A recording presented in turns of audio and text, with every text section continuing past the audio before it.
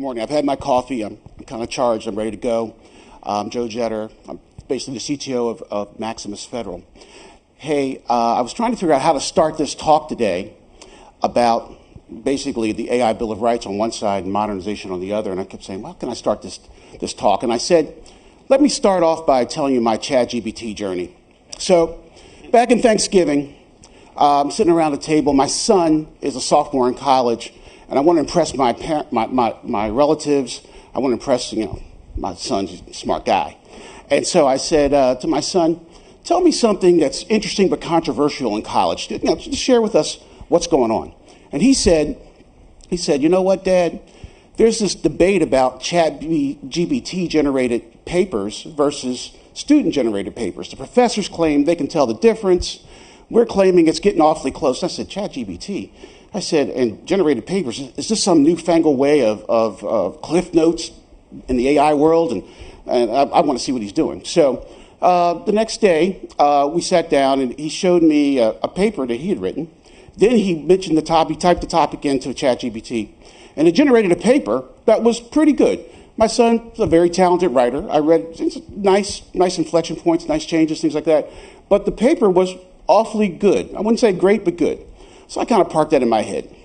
Then about a week later, another friend of mine pinged me and said, hey, I've been using this thing called Dolly for art. So I've been kind of saying what I want, and it comes back with a piece of art. So she said, hey, I told Dolly or typed it in that I wanted Dolly to take an image, describe her house, come back with an image. Came back with an image, and she said, you want that image to look like a Picasso. So it came back with a Picasso-esque kind of feel. She sent me the image, and I'm no art critic. No one's going to send me down to the National Gallery of Art and say, hey, look, check out the Picassos and describe them. But it looked Picasso-esque. And I said, oh, interesting. Then about a week later after that, I like to hang out in the cybersecurity world. One of my friends runs a pen test company, and he was explaining to me that ChatGPT was speeding up how fast they could generate scripts to do pen tests. He said, the work that I would take over a week for me to do, now I do in hours.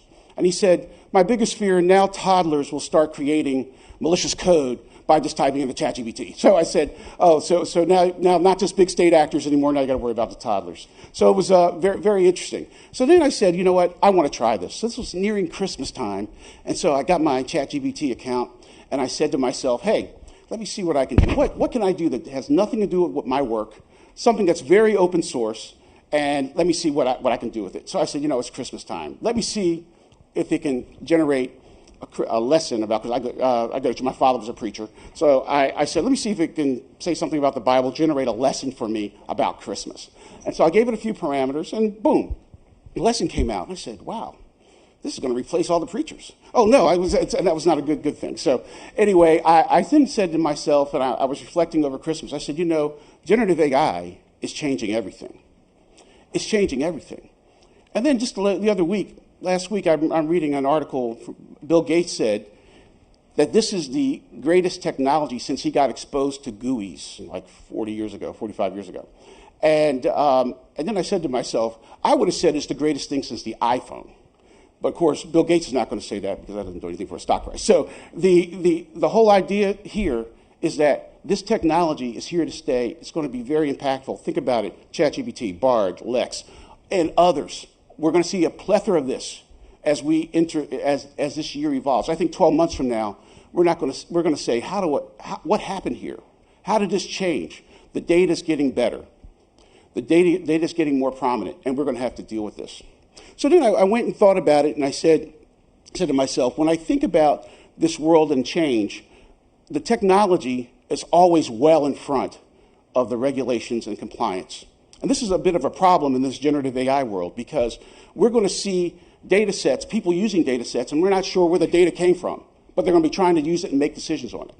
So, and then when I think about it, I said, we're dealing now with Section 230, and there's a big debate about Section 230. That was generated in 1996, that section. The companies that was dealing with don't exist anymore, pretty much. I was dealing with something called Alta Vista. It doesn't even exist anymore when they were trying to come up with that concept. So now we're sitting in a day where we're struggling with this new technology, and we're going to see it in droves. And now we're trying to figure out, well, what do we do with the compliance? How do we make sure that our citizens are safe?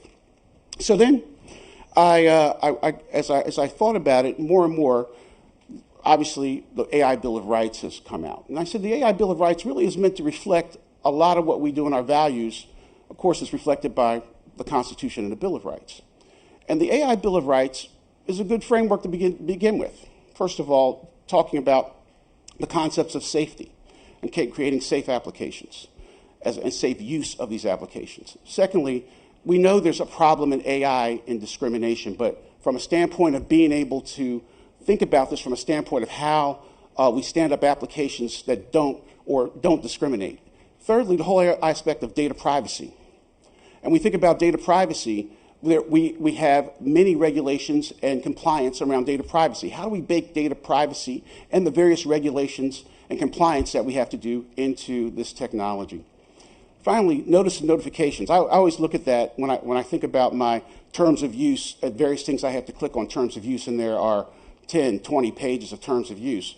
And we have to think about terms of use so that people really want to understand whether they want to opt in or opt out. And then finally, if people opt out, if opt out, there's another way for them to get services. So that's not just exclusive. And so we in government, and those of us who provide services to government, have to take these 5 concepts and figure out how to use this new tech that is growing and will be pervasive with us over the next 12 months, I believe.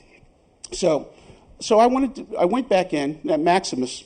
We're one of the leading providers of customer experience to citizens, as well as contact centers to citizens in the country. And we've been deploying chatbots for a number of years. And so when we started deploying chatbots, we had to have a particular way and approach of deploying these chatbots. And so we have a methodology, a checklist that we go through when we deploy a chatbot.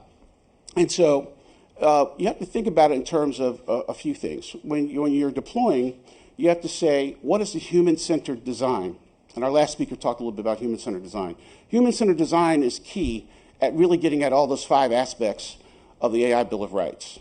And so that's kind of the foundational level of how you attack this.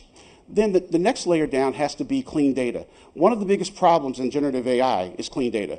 We know when we deploy something for our citizens, the data has to be clean. We have to get it right. And so that's going to be a prime focus of what we do when we use these AI, when we look at AI. From our standpoint, when we deploy a chatbot, we look at that. What's the data source? Is the data compliant? Can we use the data? Does the data have to be federated? Is there a time frame we can use it and then we have to tear it down? All these conversations have to take place when you're thinking about how you use and implement the AI. Then at the foundation beneath that is infrastructure. So what happens is there has to be the ability to make sure that you can deliver the same service, whether it's in Washington, D.C., or whether it's in Spokane, Washington. We want to make sure that we can have an even and deployable service that is usable and can meet service levels. And then finally, the whole concept of zero trust we have to bake in. So what we do from the standpoint, we're very much focused on our FedRAMP services. We make sure that that everything we do fits and hits a criteria around FedRAMP for us. So I would encourage you, as you think about AI and generative AI, that you have to really come up with a few things. You have to come up with some sort of in-house committee that's really starting to look at these applications and saying, before we deploy, does it really meet our criteria? Secondly, you have to really come up with a checklist. And we have a very extensive checklist, and we'd love to talk with you about that. This list, variety of categories, goes from how it's developed all the way through how it's deployed. The third thing is the assessment around it. AI assessment is going to require very active assessment. It can't be a one-timer. As the applications deploy, as the applications are used, as the applications are in use, how do we really get our hands around assessment? And I would venture to say the industry is going to have to think about the tools. This is going to look very much like cyber assessment when we think about AI. We're going to have a set of tools that allow us to do active assessment. So as I wrap up here, before I take a few questions, I think what I want you to think about is how, on one hand, the AI Bill of Rights, on one hand, modernization on the other, how do we bake in these concepts that allow us to reinforce the key principles that are reflected to us in our Constitution. Obviously, we basically want to protect our way of life. Secondly, we want to protect the rights of the individual. And thirdly and lastly, we want to create fairness in our systems. So thanks for this time, and I want to take some questions, or tell me your ChatGPT story.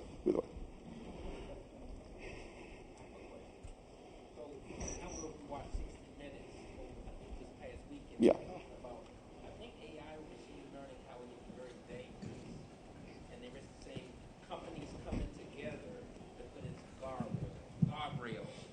Can you speak a little bit about that? Sure. Can you repeat that? Oh, okay. I'm sorry. I was just talking, looking at 60 Minutes this weekend. They were talking about how AI, and I think it was AI or machine learning, but I think it was AI, how it could be very dangerous, and they need some guardrails around it. So they was asking some of these big companies, Google, Microsoft, they need to come together to govern it, because if one company does it, then the other companies are getting ahead as far as AI. Can you speak a little bit about that, or do you know? Sure, I'll take a little bit about it. Talk a little bit about that. The guardrails are just evolving. I think obviously the White House put out the AI Bill of Rights as a set of ways for people to think about this. But as the technology evolves, and that's why there's been various releases, and the disclaimers on this technology is pretty much extensive. When I've read a number of them. The issue here is, yes, from an industry perspective, there needs to be, like I said, an active set of tools that allow us to ensure data integrity, allow us to ensure the security of data, and also the effective use or the proper use. I would say we're not there yet, but just like anything else, this technology is moving very fast.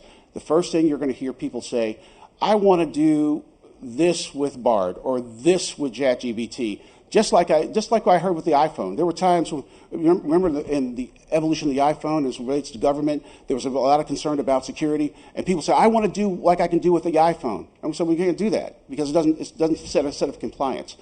That's where the industry and both government and industry have to work together, because this is a pretty fast-moving engine. I see this moving faster than even the penetration of what happened with cell phones, because everybody has the infrastructure already.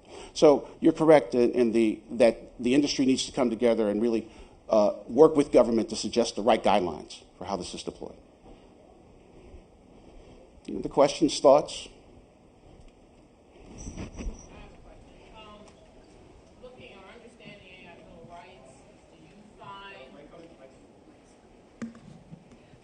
Considering the AI Bill of Rights, how are you finding that it stifles some of the modernization capabilities when you start putting up, and I'm going to use your term, the guardrails, or you have this checklist?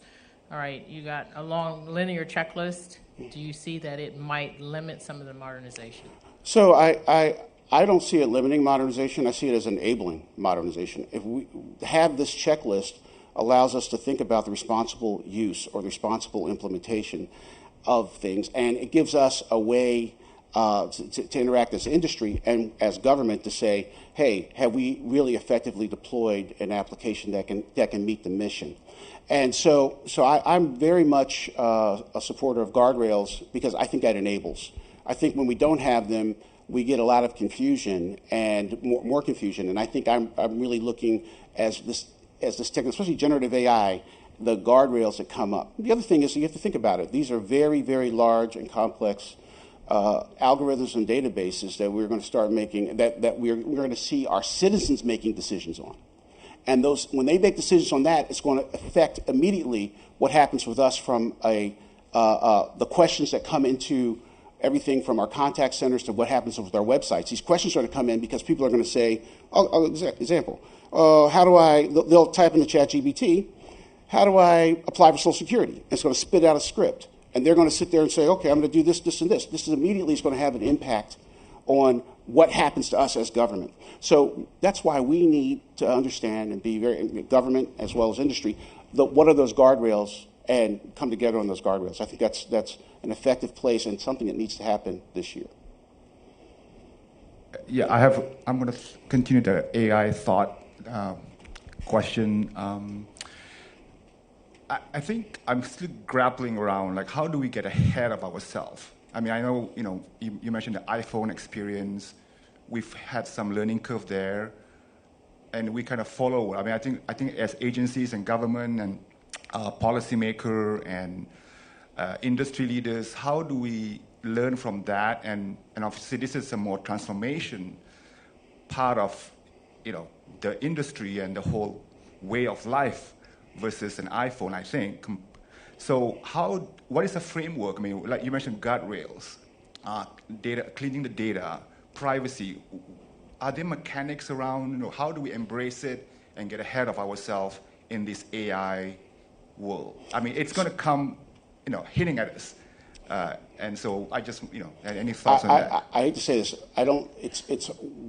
Because of the nature of compliance and how we live in this world of compliance, those of us who serve government and those of us who are in government, we live in this area of compliance. It's hard for us in terms of innovation versus compliance. We have to bring the compliance faster. This is what this is telling me is, and the last speaker kind of reiterated this as well. The compliance is needed to enable the industry, and so instead we can't wait 10 years, 5 years, 2 years. For this technology, we need compliance in the next few years. So, and an agreement on compliance and how it will work. And we need the tools, because the tools to validate is the data. Is the tools to validate is the experience non-discriminatory, things like that. These tools are just emerging. So we have to bring together as an industry, I believe we have to come together and start to proactively work with government to come up with those structures. Anything else before they give me the hook here? Well, I really want to thank everybody for this time. It's been really exciting. It's an exciting topic. I'm just deeply passionate about it, and look forward as 12 months from now, we're going to say, hey, wow, how the world has changed. Thank you.